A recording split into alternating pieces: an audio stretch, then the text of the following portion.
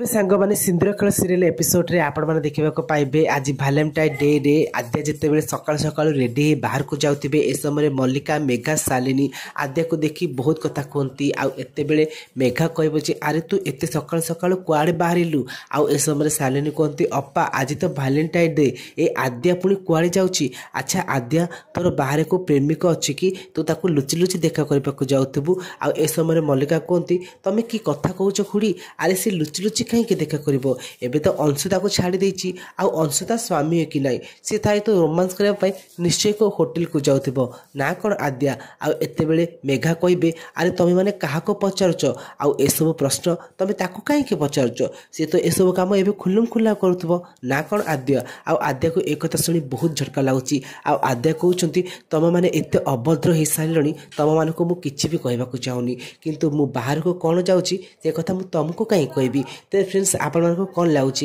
आज Valentine day रे अंशु कौन आद्या को प्रपोज करेंगे